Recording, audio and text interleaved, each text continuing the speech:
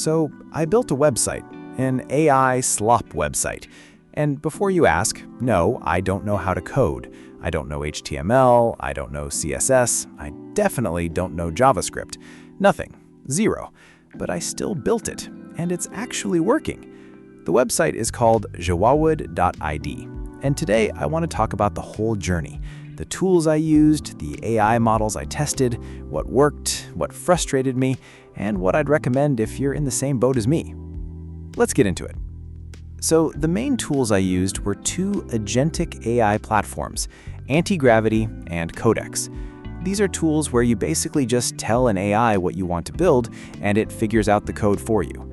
You don't write a single line yourself. You just describe what you want, and the agent does the work. Sounds perfect, right? Well, mostly. Let me break it down. Starting with Antigravity. Antigravity is actually pretty impressive in terms of model selection. You get access to a bunch of different AI models inside the platform. We're talking Gemini 3.1 Pro, Gemini 3.0 Flash, and even Claude Sonnet 4.6 and Claude Opus 4.6 from Anthropic. And honestly, Claude was my go-to, both Sonnet and Opus 4.6. The quality of output, the way it understands what I'm asking for, how it handles complex instructions, it just felt sharper, more reliable, like it actually gets what you're trying to do. But, and this is a big but, there are some real downsides. First, errors. A lot of errors when using Claude on Antigravity. I'm not sure if it's a platform issue or a model issue, but things would break, and debugging with an AI agent when you don't understand the code yourself, that's a whole experience. Second, and this one really stings, the token limit. Every model has a usage cap, and once you hit it, you're not just waiting a few hours, you're waiting 7 days for it to reset. 7 days. That's painful when you're in the middle of building something and suddenly you just can't continue. So what do you do when Claude hits its limit? You move to the next option. Enter Gemini 3.1 Pro. Okay, so I want to be fair here. Gemini 3.1 Pro is not a bad model in general, but coming straight from Claude, it felt like a downgrade. The responses weren't as precise, it didn't always catch what I was really asking for. Sometimes it would go in a completely different direction and I'd have to correct it multiple times to get back on track. I'm subscribed to Gemini AI Pro, so I have access to these models. But honestly, the experience going from Claude to Gemini Pro felt like switching from a sports car to, I don't know, a decent sedan. It gets you there, but it's not the same feeling. And then when Gemini Pro hits its limit, Gemini Flash. Okay, I'll be honest, this one tested my patience.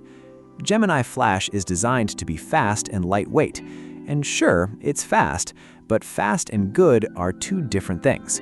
When I was using Flash, I kept getting stuck in this loop. The model would give me an answer, I'd implement it, something would break, I'd ask again, it would give me a slightly different version of the same wrong answer, rinse and repeat. It felt like going in circles, like the model didn't have enough depth to actually solve the problem. It was just pattern matching and hoping something would stick. For someone who can't look at the code and identify the issue themselves, that's a really frustrating experience. So yeah, Gemini 3 Flash is at the bottom of my personal ranking.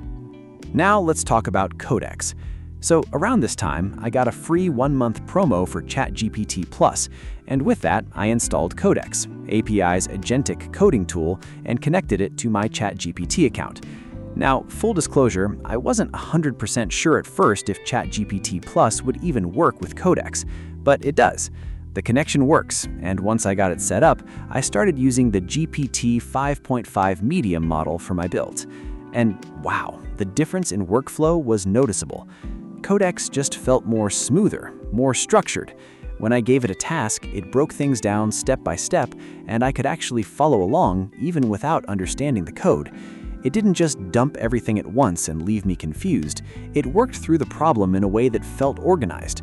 For building self-contained HTML apps, Codex is really good, like genuinely good, way less headache than what I was dealing with on Antigravity. The proof is in the apps. Some of the things I built using Antigravity, using Claude models, and Codex on jewawud, a rocket mission simulator, a rocket motor simulator, and something called Orbital Planner.